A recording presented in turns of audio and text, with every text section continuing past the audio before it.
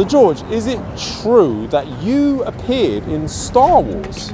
That is actually true, Luke. I played a number of different droids in both The Last Jedi and the Solo Story, and believe it or not, my personal assistant and trainer was actually Anthony Daniels, Mr. C-3PO himself. But that aside, you actually worked on Batman with Heath Ledger. It is true, George. I often work in front and behind the camera.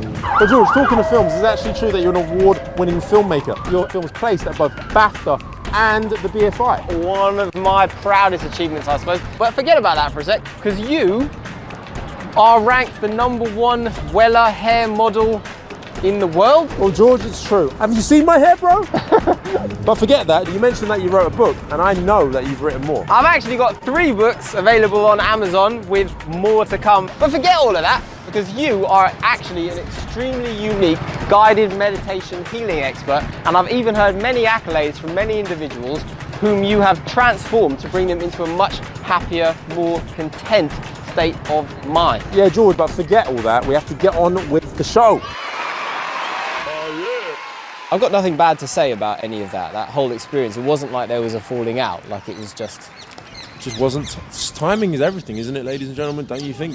Sometimes you can meet someone and you know, the vibe's great, but the timing isn't right. You're busy, she's busy, you know, it's not the right time in your lives, and you know, it's great because it's just part of the tapestry of your journey, and you'll end up meeting other people, and you know, it's just life. It doesn't necessarily have to be forever. I remember I used to go to this amazing dance called 5 Rhythms.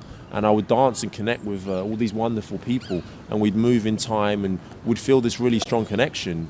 Yet sometimes at the end of the dance, we'd introduce ourselves because we wouldn't even speak during the dance. It was actually forbidden to speak. So you dance in silence. You dance with music, but you wouldn't speak. And I'd make these beautiful connections. And then at the end of the dance, you'd sometimes dance.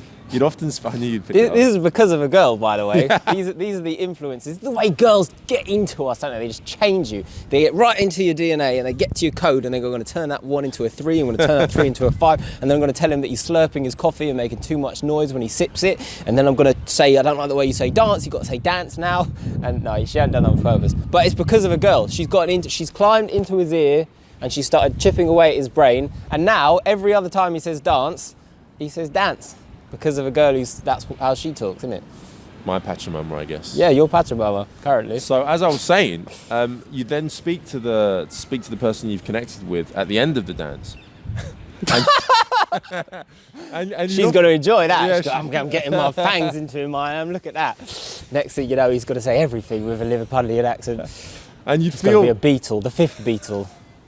You'd often feel that the connection it isn't quite right in terms of when you're actually conversing with them. You'd feel like, oh, actually, in that moment when we were dancing, when we were in flow, when we were in the presence and just floating through time and energy and space, and life was just a dream, just a leaf drifting on the wind. It was just beautiful, nothing to hold on to, nothing to reach for, just an extension of oneself into another being.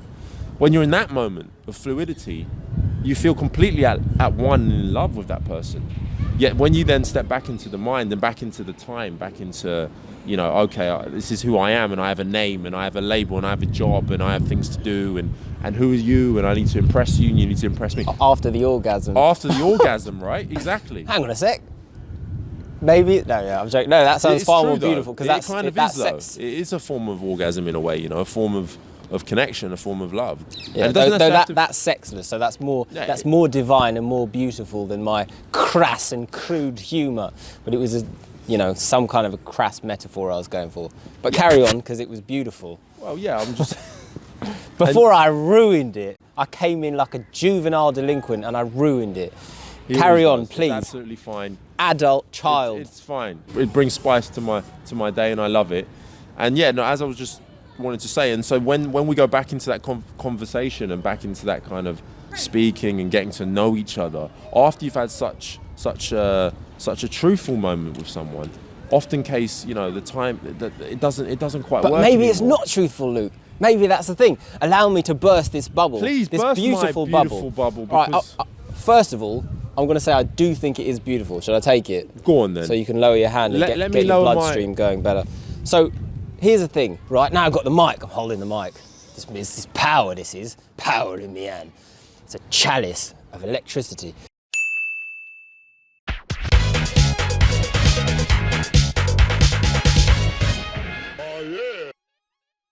So anyway, I do believe silence is wonderful in many ways, especially when it comes to relationships. You wouldn't think it, would you, Now, ladies and gentlemen? You wouldn't think it.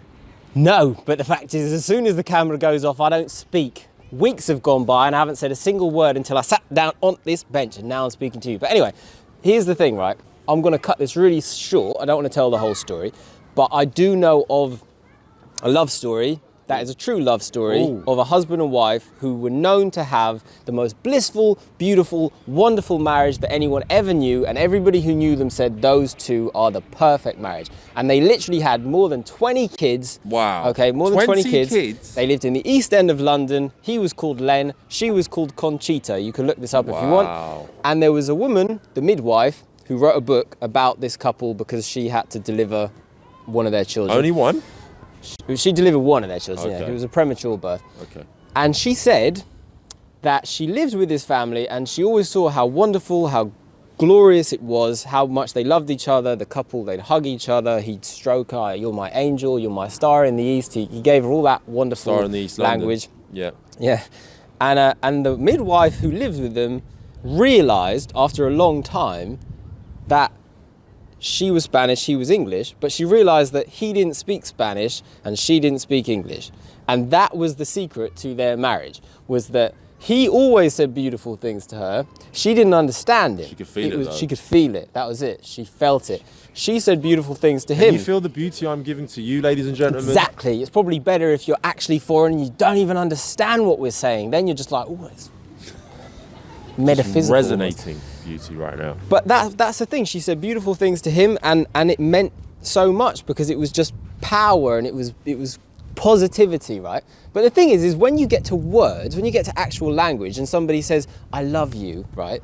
There can be pressure attached to the words, attached to the meaning. Suddenly it's like, oh no, they love me. Oh no, am I trapped? Oh no, am I living up to the expectations? Oh no, da da da da da. There's a potential weight that comes with it. But if you don't understand what they're saying and you're just feeling it, well, in the moment, it's like he loves me in the moment. She loves me in the moment. Da da da da da. Whatever it is, it worked, right? Yeah. It worked. Now I'm not saying right, go and get someone who don't speak English and don't teach them English. Wow. Even though there's a story in my book which is all about that. My book, Safe as Houses in the Ballpark World. Plug it. No, I'm actually, it was a story that is relevant to this because it's something I gave a lot of thought and emotion to. That's a story called The Gaps Between the Words that I wrote, where a man meets a woman, they fall in love, they can't speak each other's language, and then as they start to both learn the same language, they realise after 6 months of paradise that they don't actually have anything in common and they don't actually like each other. And the story, which I won't give the ending away, but they have to ask the question, maybe this would have been better if we never knew what the other person was thinking. So in that regard, I understand what you're talking about, that silence and that power, but I have to ask the bigger question. Number one. Bigger question? The bigger question is this. Is it that you're actually connecting on a true, more basic, more real, fundamental human Primal level, where you understand on some level, I'm looking for the same things as you're looking for. I have the same needs that you have. We are both human beings. We are both the same in that regard. We are potentially all split from a single cell, right? And all the human race is all but one. And maybe you're feeling all of that in the moment. Or maybe it's a both. Are you projecting upon them? Are you assuming things about them that are not true? And I give the example of like a child with a teddy bear. The child gives the teddy bear its personality. The child assumes the teddy bear loves it and things like that. Do you understand what I mean? I do know what you mean. I think the best relationship I ever had was with my teddy bear. It's still my favourite relationship. Me and my teddy. Anyway, so I think it could be a combination of the two, and maybe I'm overthinking it, but the power of projection, meaning you project a personality into a person, you fall in love with that girl from afar and you think wonderful things about her and you assume she is a certain way. And if you ever get into that relationship, you start to realise, oh wait, actually, everything I assumed cannot ever be correct. There's always going to be layers to that onion, some of which you may not and some like of those and feel the layers same will way definitely about. make you cry. That's for sure. That's for sure. But would it be better if we didn't learn? Would it be better if we were all just like Len and Conchita? Don't know. You can take the mic and say that, because I feel like I've stuck myself in a quagmire there. He's put himself in the old quagmire.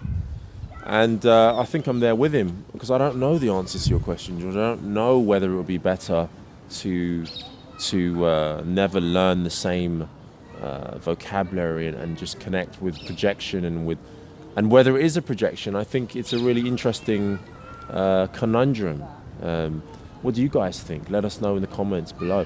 Based on my experiences, I've met people who I haven't understood. We haven't spoken the same language, but vibrationally we've connected, and it's been beautiful. But whether that can be a long-term relationship, I mean, in the case of Len and Conchita, it appears to have been very successful. Over 20 children successful. Wow, that's incredible. I can only encourage you, I can only implore you to read this wonderful book titled Safe as Houses in the Ballpark World by the one, the only, George Massey. It's just a veritable feast of goodness, all right? Get your nose and get it in this fantastic book. It is genuinely an absolute pleasure to have read it. I've loved every moment of it. It's full of amazing stories. I've literally got lost in the stories. They just transport you to another world. And that's what George is all about. He's about creating worlds, right? And transporting you there to help you to see things in a different way, to give you that enjoyment, perhaps a sense of relief. I don't know what you're going through, but guess what? Your life will be a lot better if you read this book. So get yourself on the Amazon, wherever it is you need to find it. It retails at a very, very reasonable price. And even if that is £1 million, that would still be a reasonable price because it's absolutely priceless. Read it. Read it now. Right now, that's what I'm gonna do.